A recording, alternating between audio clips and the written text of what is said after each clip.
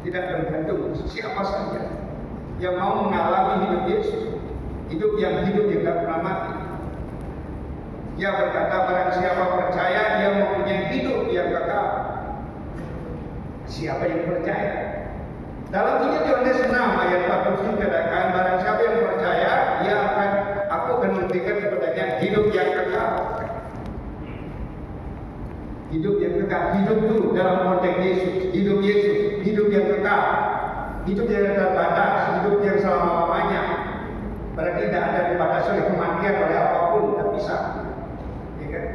Kemudian dalam pasal 10 ayat yang ke-28 Injil Yohanes sebutkan, barang siapa yang percaya, dia akan beroleh hidup, dia tidak akan binasa, melainkan beroleh hidup yang kekal. Dan hidup yang kekal itu tidak dapat dirampas oleh siapapun, termasuk kematian, termasuk maut. Nah, di sini pernah ada teman kita yang dari Jakarta kan menyaksikan bagaimana lehernya sudah depan tinggal sedikit, menurut ukuran dia mati ya. Tapi kenyataannya dia hidup. Siapa namanya itu? Dia ada lupa namanya. Dia sudah saya ulangi kita punya kesaksian di gereja.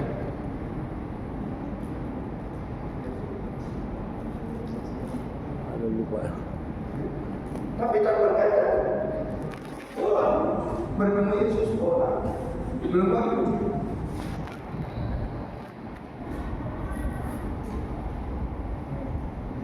Saudara-saudara yang saya kasih, yang penting di sini untuk mengalami hidup Yesus ialah iman pada Yesus yang hidup. Penting yang pertama.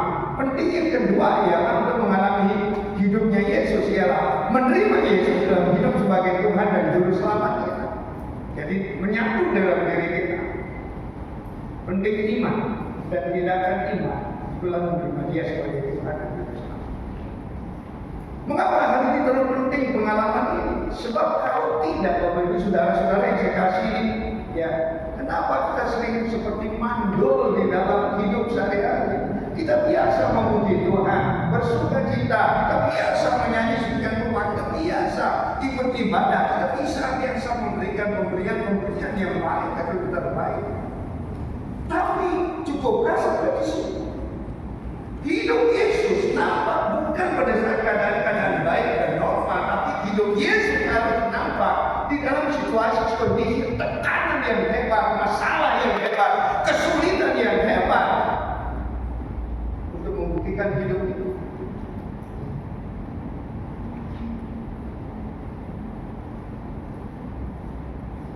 Ya, kalau Yesus hidup adalah menang atas dosa, adalah menang atas maut, adalah menang atas kematian, adalah menang atas iblis.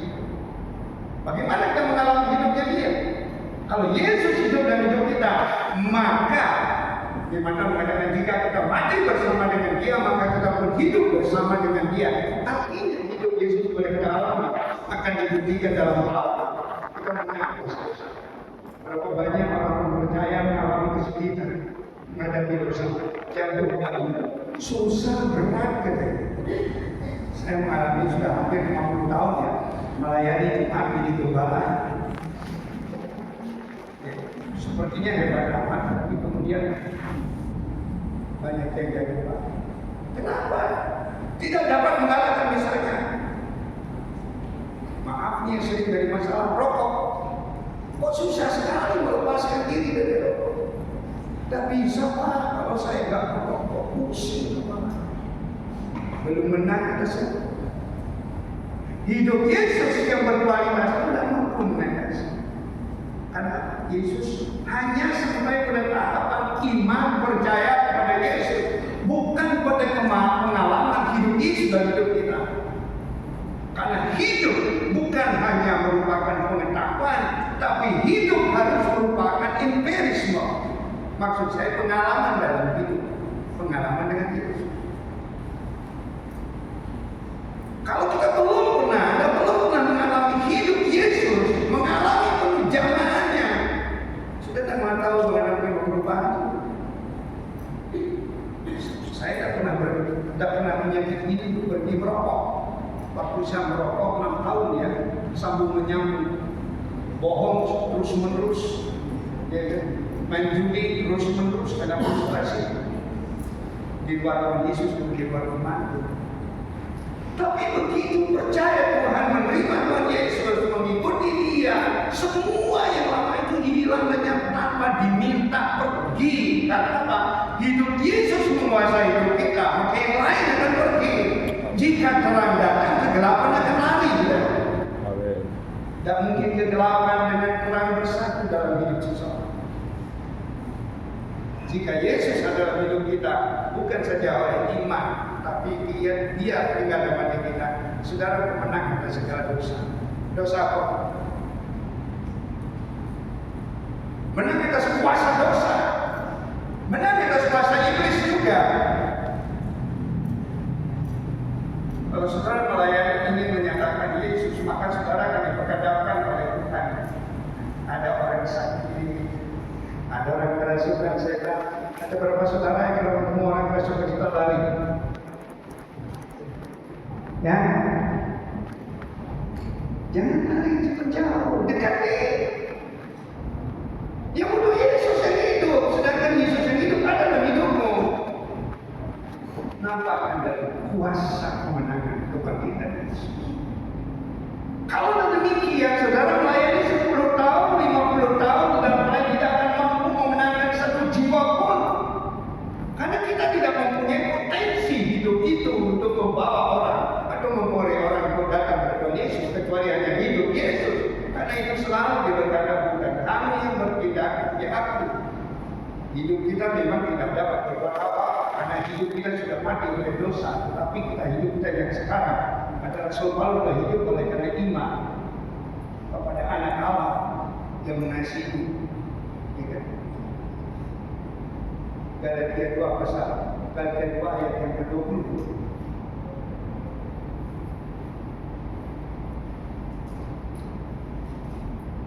Atau Filipi 1.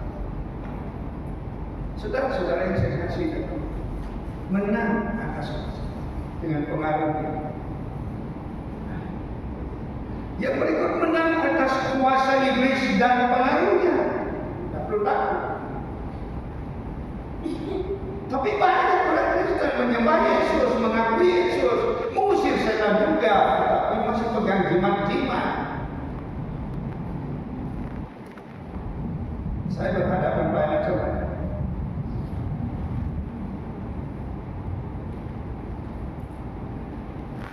Sebuah testimoni dari saya ingat sebuah kesaksian yang sejarah gereja yang waktu itu di Papua saya itu ada satu kesaksian dari Yohanes, siapa namanya, Johnson, anak pergantian. Siapa? Ya, saya agak lupa. Muncul di dada namanya Bapak. Tapi yang saya ingat yang ada di Batak ya. Ya, Pak. Si anak dari sini. Seni Jerman antusias untuk memenangkan Batak bagi Kristus. Karena itu gereja mengirim banyak. Tapi masa sayangnya ya, para pusat misi yang dikirim oleh gereja di sana di Batak menjadi makanan enak buat orang Batak katanya. Benar Pak ya? Makanan enak. Makanya orang-orang Jerman yang dikirim bermata biru, wah dagingnya enak katanya. Makanya mereka datang langsung dipotong di sate kayak kambing. Entah berapa kepala sudah, berapa orang yang sudah dibunuh. Dan tidak ada satu jiwa pun, belum sempat mungkin cerita tentang Yesus ya. Tapi terakhir yang namanya Pak Naminsan, Pak Pendetanya katanya seperti di mimbar setelah menyampaikan firman Tuhan, hati hancur dalam bahasa Jawa ini ya, hati yang hancur, dia harus mengatakan ini putusan misi yang baru kita kirim sudah habis dimakan, mati. Adakah saudara-saudara yang mau pergi ke sana bagi Injil Yesus? Mungkin saja Pak Pendeta tidak membutuhkan jawaban. Yang penting dia sampaikan. Tapi dalam keheningan itu, sepasang suami istri muda akan kaget kalau semuanya itu. Anda mau pergi ke sana? Iya. Untuk apa Anda pergi ke sana? Siap mati. Kehidupan tidak dapat mati, saudara. Saya berapa kali diajak dibunuh, ditakuti, ya. Saya terbuka ke Bapak jangan doa. Sekarang zamannya kritis, banyak pembunuh.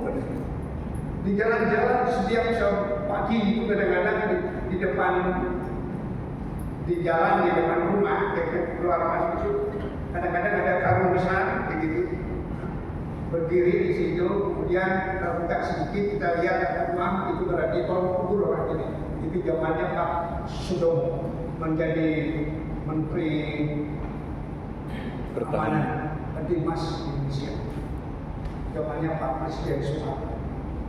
Ya. Itu oke.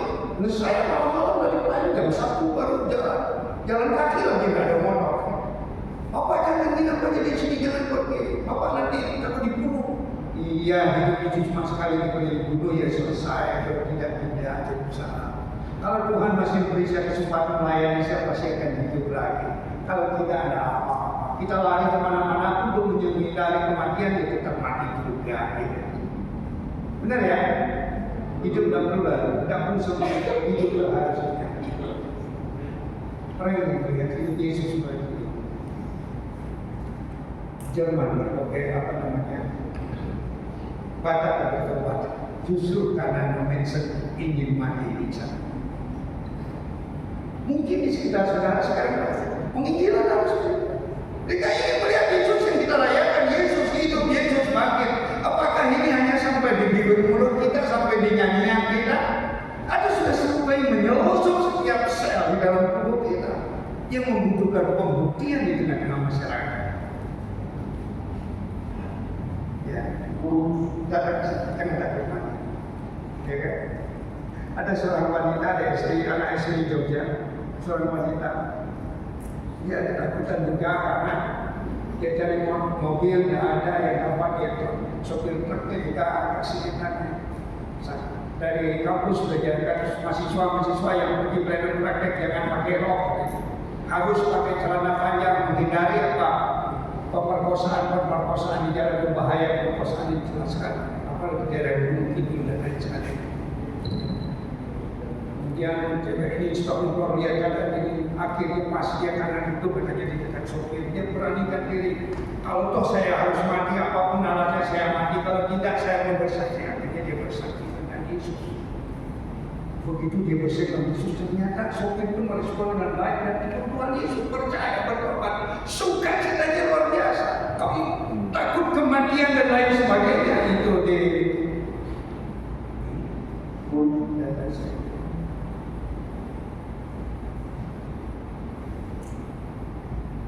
Itu ilannya menjadi kemuliaan bagi Tuhan dan keselamatan bagi jiwa-jiwa lain.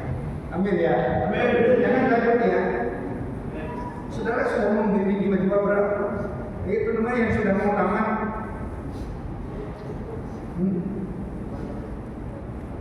Saya melayani sejemaah. Kamu sudah sekian lama mengapa? Kami mintakan ceritakan kisahku dan kisah. Enggak boleh. Kenapa dia? Ibu katanya ngomong begitu. Kenapa? Ada perasaan takut. Apa yang ditakuti? Mereka teman-teman baik kok, tidak mungkin makan orang saja. Di Bali aman sudah. Tapi jangan justru manfaatkan rasa aman di Bali. Kenapa Bali aman? Kenapa orang sebenarnya sih dalam hatinya mendidih tentang iman Kristen, menolak iman Kristen? Mau, tapi kalau mereka berani melakukan terang-terangan dengan perbuatan-perbuatan apa seperti di tempat lain, Bali tertutup dengan turis dari turis semua. Akhirnya apa? Ekonomi Bali mati. Orang Bali tidak mau, masyarakat Bali, pemerintah Bali tidak mau kehilangan dolar ini. Makanya dia berusaha menjaga Mas yang aman. Tidak bisa di Jawa. Kalau di Jawa ibadah ditutup, di Bali mau ada gereja yang mau ditutup, pasti medsos penuh dengan berita orang gereja kan. Akhirnya tak berani sudah tulis-tulis takut. Yang takut ya. Kebangkitan Kristus, Yesus yang hidup mengatasi ketakutan apapun. Amin. Ketakutan atas apapun. Saya dulu takut miskin, tidak mau jadi hamba Tuhan. Tapi itu akhirnya karena saya pernah panggilan, aku siap miskin. Yang walaupun sekarang ini saya tahu, apa yang Tuhan beri Tuhan ambil semuanya. Tapi jawaban Tuhan tidak. Aku punya rancangan. Saya juga tidak ngerti. Terserah Tuhan.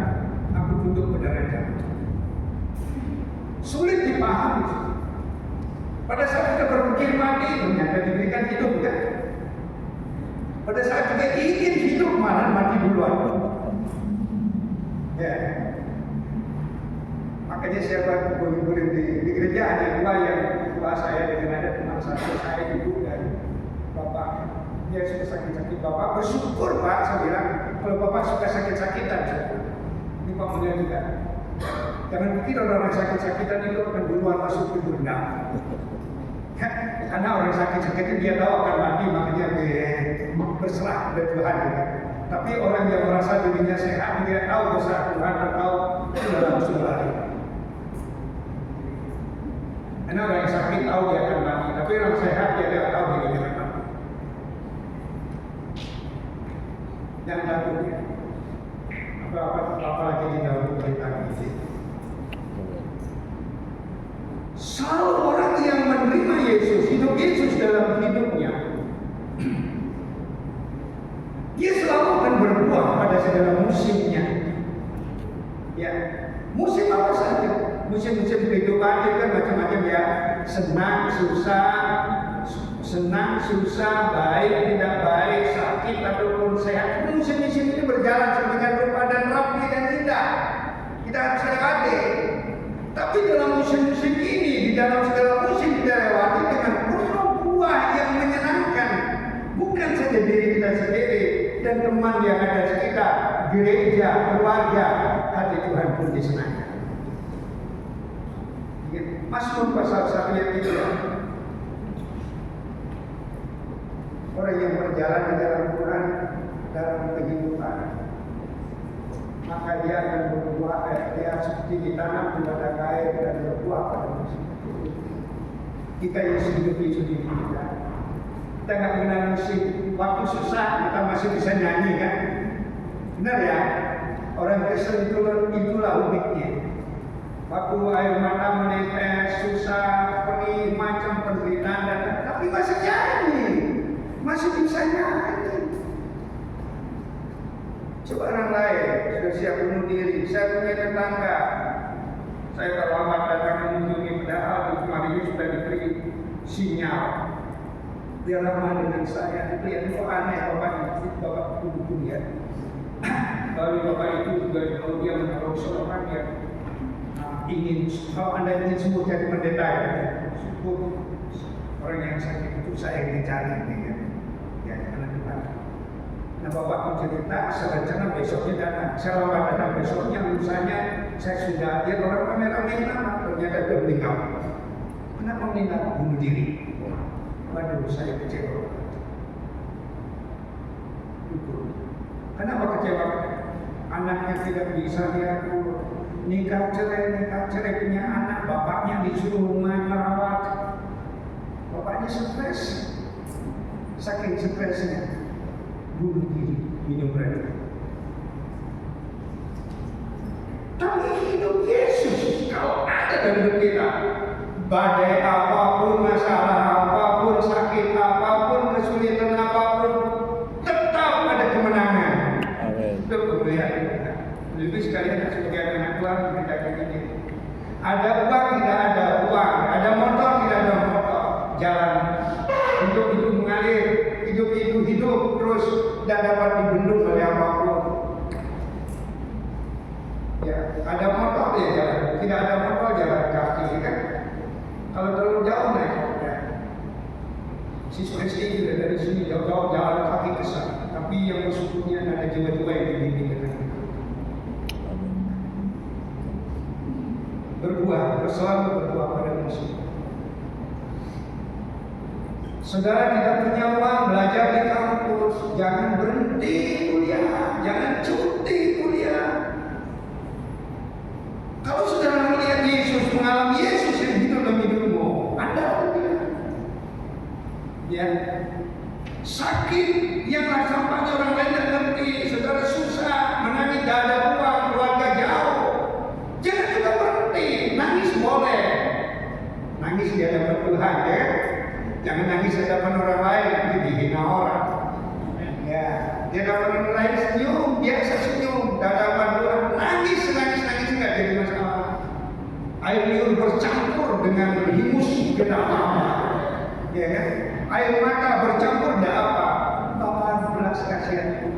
Ya, jangan berhenti ya, udah ya.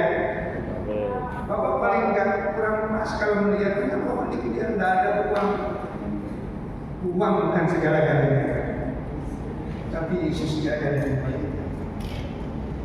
Ya, jangan berhenti. Perut lapar, jangan berhenti belajar aja, jangan tidur. Berikan yang terbaik untuk Tuhan. Hanya potensi hidup Yesus memampukan saudara akan melakukan seperti Tuhan Yesus hidup pada dunia. Dunia ingin menutup Yesus, kata saya. Dunia berusaha bohong, tidak bisa. Kan ada info inisiatif bohong yang dibuat oleh para imam. Katakan dia tidak bangkit, katakan dia dicuri. Aku berikan waktu ke mulut, tapi kebangkitan Yesus tetap jalan. Kebohongan berjalan apa? Yesus tetap hidup. Dia harus diberikan oleh orang yang mengalami hidup Yesus. Jangan dimarah. Ada teman yang mungkin mengalami aniaya, tekanan, bahkan dibunuh, hidup tetap menganiaya. Benih kalau tidak jatuh ke tanah dan mati, dia tetap sakit. Tapi kalau dia jatuh ke tanah dan mati, maka akan tumbuh benih baru. Kalau saudara mati karena Yesus memberitakan Tuhan Yesus, karena penginjilan, karena amanat agung, saudara mengalami aniaya bahkan sampai mati, lihatlah lama atau cepat jiwa-jiwa baru akan bermunculan. Bagaimana? Yang lain, kita tidak pernah hidup, tidak pernah ada sia-sia. Hidup Yesus tidak pernah sia-sia. Kalau Ia diberi ketika malam. Yang terakhir ya, selalu ada harap dan kesesakan seperti apa ini. Ada. Bukan saja nanti kalau kita yang percaya sekarang, kalau kita mati kita akan bangkit bersama dengan Yesus dan masuk dalam kemuliaannya. Itu amin, itu pasti. Tetapi sekarang dalam hidup di dunia ini, masalah kesulitan datang menekan, bertubi-tubi, silih berganti dan berganti. Intinya sampai ada orang berkata, semakin saya dekat dengan Tuhan, kok masalah semakin banyak. Saya sudah ikut pelayanan, kok masalah nggak berhenti-berhenti. Justru semakin kita menunjukkan hidup Yesus, iblis tidak pernah mau berdiam diri, dia tidak pernah mau ngambek, dia tidak pernah mau istirahat, iblis tidak pernah mau tidur sedikit pun. Dia terus berupaya untuk menekan, untuk menghancurkan dan membinasakan saudara. Tapi ingat, iblis pun lupa yang dia hadapi adalah kehidupan. Hal itu jangan pernah dan selalu ada harapan. Mazmur 23:5-6 berkata, Daud berkata, di lembah bayang maut aku dihibur dengan di hadapan lawanku, katanya, ada hidangan tersedia. Ini susah kita paham, sudah mengerti kan? Tapi itu kenyataan hidup bagi orang-orang yang percaya. Dunia hanya melihat apa yang nampak, tapi orang percaya melihat hidup Yesus yang tidak nampak, tapi akan dinampakkan oleh hidup saudara yang saudara dapat buktikan melalui masalah, mengatasi masalah kesulitan. Tapi jangan heran saudara-saudara, kalau saudara malam banyak kesulitan dalam pelayanan, Ada yang sudah ditolak sampai oleh mungkin belum ada kan? Semuanya baik-baik, kalau gereja itu baik-baik, sudah ada kemajuan. Dulu ada yang datang nangis-nangis karena ditolak oleh pendeta. Dimarah-marah, nangis mantu. Dia belum lagi ada sakit tumor di matanya gitu, besar. Saya juga prihatin. Dia berdoa, datang nangis, sudah datang bawa kresek, bawa tasnya maksudnya. Bapak saya diusir oleh pendeta, bukan diusir, dia sudah apa? Kita berdoa ucap syukur aja. Dalam ucap syukur, setelah ucap syukur, itu karena kita apa? Ikut pelayanan Bapak. Begitu dia sudah amin, dia membuka datang dia keliling-keliling, Pak, saya telepon dari pendeta, ambil aja. Apa? Pendeta bilang, maaf, kamu cuma datang saya. Penting. Ikuti, kamu jalan. Ini berkat buat kamu. Ini titik balik. Benar yang balik apa? Pendetanya minta maaf. Habis itu berkata, ya Bapak pendeta pergi dan dia diberikan pelayanan. Itu yang ada di dia. Siapa yang kenal ya? Mas Supriyanti dari Kupang, ya. Luar biasa. Setelah selesai permasalahan itu, tumornya sembuh tanpa obat, mujizat. Dia dipulihkan dalam pelayanan. Tangisan air mata diubah oleh Tuhan menjadi sukacita, semangat baru, kekuatan baru untuk melayani dalam panggilan kita. Menyelesaikan. Mazmur 50 ayat 15 berkata, berserulah kamu pada masa kesesakanmu, maka aku akan. Terus kenapa? Berserulah kamu pada masa kesesakanmu, maka ayo yang sudah ikut apa supaya belum, maka aku akan mempedulikan kamu. Kalau tidak berseru, bagaimana Tuhan menolong? Berseru, akan berseru apa? Berteriak. Kalau berdoa jangan umat kami toh, jangan bisik-bisik. Kalau dilihat orang malu, tetap jadi berdoa. Berdoa teriak-teriak. Jika perlu di depan umum. Kalau terpaksa, nanti ibu pakai turun desa. Kalau sudah di depan umum, kalau ada bahaya kecelakaan, tabrak, dia doanya paling keras. Yesus menggelegar kita jalan. Siap tabrak, orang yang ditabrak tidak sakit sedikit pun. Motor yang ditabrak, sepeda yang ditabrak, patah jadi 3. Dan ibu tidak ada brake sedikit pun, jatuh kayak begitu. Cuma saya sedikit berem. Makanya biasa kalau sudah melihat kritis itu dia cuma berdua, Yesus cuma begitu. Tidak ada kabar tolongnya lagi, nggak sempat. Tapi Tuhan tahu apa yang menjadi seruan kita kan? Amin.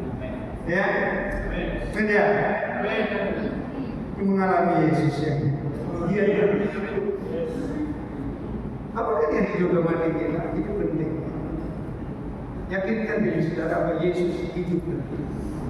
Jika Yesus dalam hidup, saudara dapat menang atas dosa. Dosa apapun, apa kesulitan saudara menghadapi dosa? Kemarin saya ketemu dengan seorang, kamu masih belum dibaptis, sudah diberkati, ditanya, diteguhkan. Istrinya cerita, oh katanya dia mabuk lagi. Kamu masih suka mabuk, masih merokok. Apakah karena di depan istrinya? Iya Pak. Kamu serius? Kamu harus berhenti merokok, berhenti mabuk saudara. Itu bukan pekerjaan orang yang memiliki Yesus hidup dalam hidupnya. Itu pekerjaan orang yang memiliki kekosongan hidup. Yesus dalam hidup. Mas doa ya, kita berdoa. Kita tahu sudah berubah belum datang ke sana ngecek lagi. Masih merokok dah. Masih mabuk ya. Ya, saya punya teman orang Kupang juga ya. Setiap hari di perempatan jalan, apa? Dia muda, mabuk. Ke gereja jalan, tapi diajarin temannya, ayo ikut aku ke sana. Jadi apa? Ada yang nikah aja. Dia merasa terjebak, ternyata diajak ke KKN. KKN kaya oleh omnya sendiri. Waduh, aku hari ini hanya tahu sekali aja kan menjawab, sudah tak pernah lagi. Tahu-tahu omnya datang. Siapa yang percaya? Akhirnya dia pura-pura katanya. Ya angkat tangan, mau bertobat, tapi pura-pura. Tapi pura-pura dia benar ditangkap oleh manusia. Didoakan, diubah hidup menjadi orang baru. Sejak itu dia berhenti. Tidak pernah lagi mabuk dan sekarang menyerahkan diri jadi hamba Tuhan. Masih banyak, mungkin banyak seperti orang-orang di ini di kita saudara. Buktikan Yesus yang hidup. Dia mengatasi semua. Ya, sampai di sini saya dapat sampaikan ya. Tapi dia kiranya